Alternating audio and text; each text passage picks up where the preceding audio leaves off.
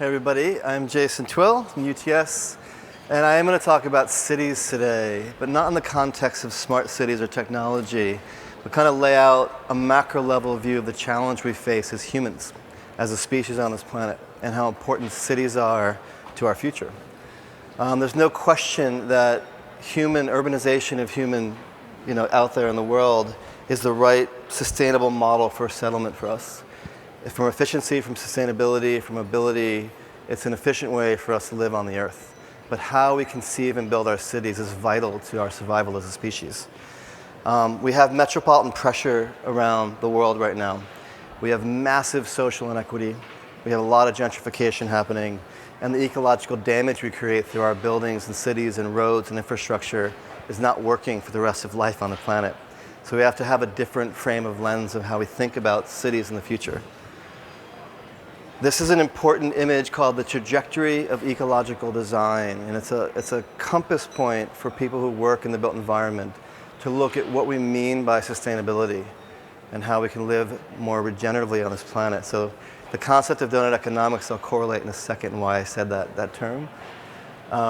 Conventional development is basically compliant with our codes, our building regulations. Anything farther left is against the law.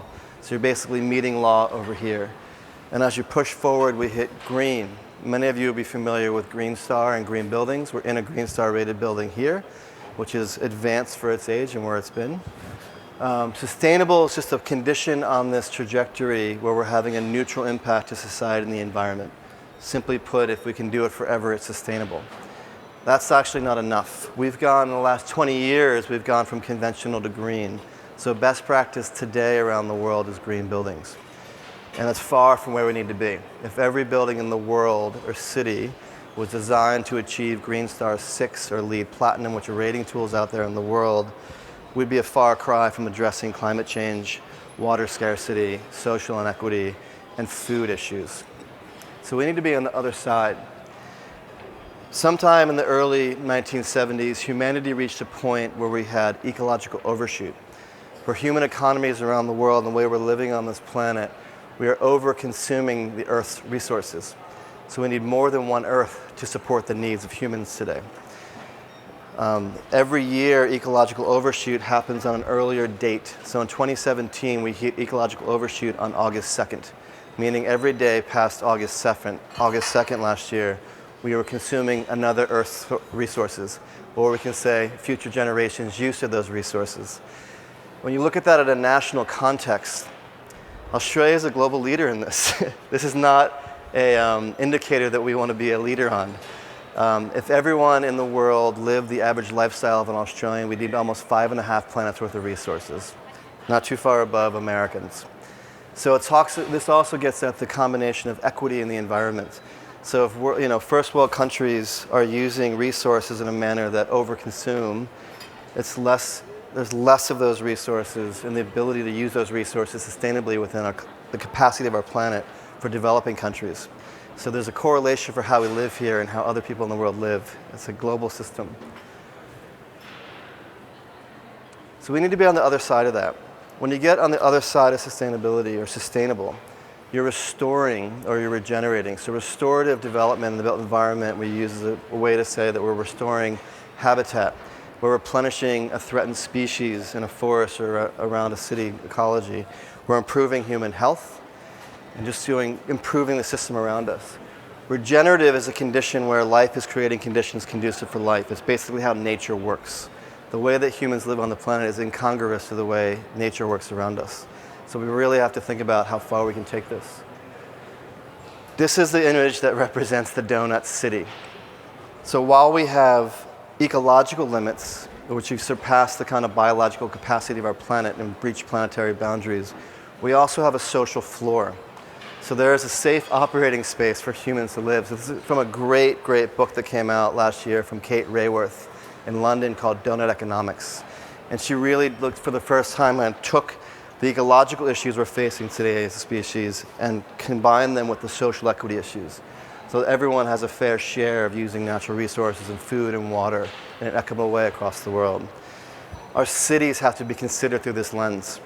so that we can design our cities in a way that everyone has access to fresh food, everyone has access to a decent home, and a way to get around more equitably.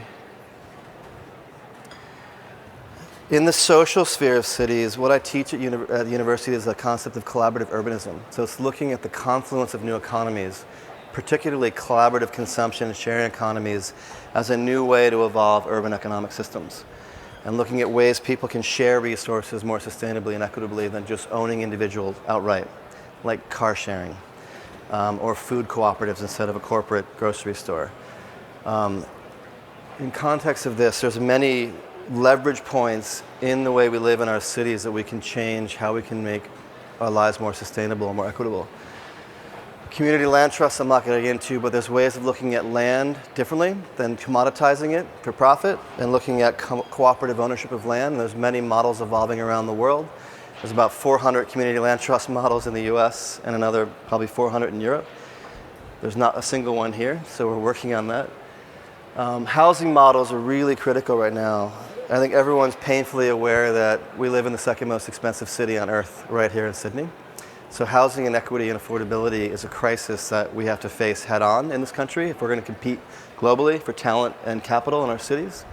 And I'll start with housing in that regard with cooperatives. If you think about the future of housing and collaborative living and looking at the sharing economy in context of how we can create new models for urban living, there's examples all over the world. This one I love, and I'm going to go see it and visit it next month with some representatives from our government, called the Hunziker Areal in Zurich, Switzerland. So this is a membership-based cooperative, citizen-led urban housing. There's about 450 units. A group of citizens within Zurich came together and formed a cooperative called More Than Living because they wanted to test how they can create the most sustainable urban apartment complex in the world. And together with the government in partnership, they created this project. And they're testing new models for apartment living. So they're looking at clustered apartments where you have compact living units on the edge of the building. And instead of coming out into a corridor or an elevator bank, you're coming out into a kitchen in a living room. So it really starts to look at the architectural attributes of shared living space and connecting people more socially.